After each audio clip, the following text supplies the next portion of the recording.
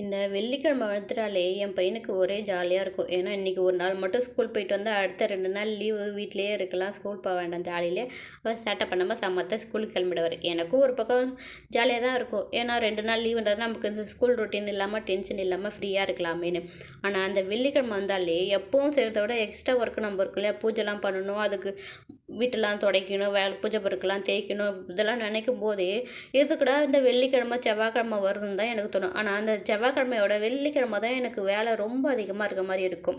இருந்தாலும் நம்ம செய்கிற கடமையை செஞ்சு தான் ஆகணுமேனு நானும் ஒரு வேலையை செஞ்சுட்டு தான் இருக்கேன். இன்றைக்கி பையனோட லஞ்சுக்கு வந்து கீரை கூட்டு செய்யலான்ற பிளானில் தான் இருந்தேன். நேற்று பையனை ஸ்கூலில் விட்டுட்டு வரும்போது கீரையை வாங்கிட்டு வந்து க்ளீன் பண்ணி ஃப்ரிட்ஜில் ஸ்டோர் பண்ணி வச்சுட்டேன்.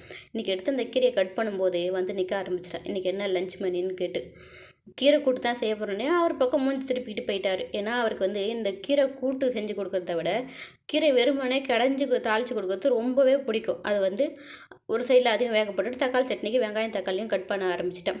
இந்த கீரை கூட்டை விட கீரை கடையில் வந்து ரொம்பவே சிம்பிள் தான்.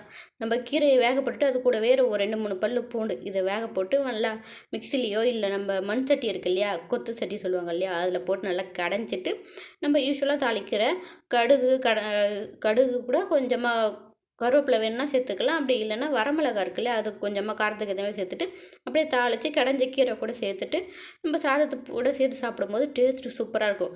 ஏதாவது லஞ்சு பாக்ஸுக்கு அவசரமாக செய்யணும், என்ன செய்யறதுன்னு தெரியலன்னா அந்த டைமில் வீட்டில் கீரை இருந்தால் இந்த ரெசிபியை ட்ரை பண்ணி பாருங்கள். பசங்களுக்கும் ரொம்பவே பிடிக்கும். செய்கிறது ரொம்பவே சிம்பிள் தான். சரின்னு இந்த பருப்பை கீரை கூட்டுக்கு வேக போடலன்னா பருப்பு இதில் தான் போட்டு ஊற வச்சேன். அப்போ எனக்கு தெரியல இந்த கைப்பிடி வந்து லூஸாக இருக்கிற மாதிரி இருந்தது.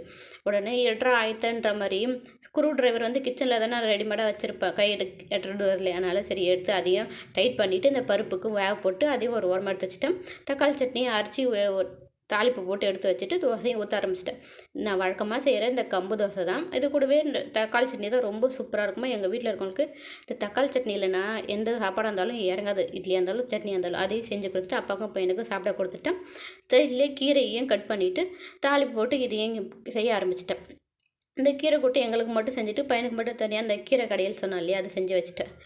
நம்ம வீட்டில் இருக்க லேடிஸில் நினச்சா எனக்கே ரொம்ப ஆச்சரியமாக இருக்கும். ஏன் என்ன கூட இருந்தாலும் இதெல்லாம் இந்த வேலைலாம் எனக்கு சுத்தமாக தெரியாது. சமைக்கிறதுன்றது, வீட்டை பார்க்குறதுன்றது, பையனை ஸ்கூலுக்கு அனுப்புறது, அவனுக்கு படிப்பு சொல்லி கொடுக்குறதுன்றது எதுவுமே தெரியாமல் இருந்தேன்னா இப்போ இதெல்லாம் கற்றுக்கிட்டு செய்யும்போது எனக்கே ரொம்ப ஆச்சரியமாக இருக்கும். ஒரே டைமில் இவ்வளோ வேலை இருந்தாலும் அதே டைமிங்கில் முடிக்கணுன்றத கூட ஃபிக்ஸ் பண்ணிட்டோன்னா கரெக்டாக செஞ்சு முடிச்சிருவோம். பையனுக்கு லஞ்சு ஸ்நாக்ஸு எல்லாத்தையும் பேக் பண்ண பையனையும் பேக் பண்ணி வச்சு ஸ்கூலில் போய் விட்டுற வேண்டியது தான். நாளைக்கு பார்க்கலாம். பாய்.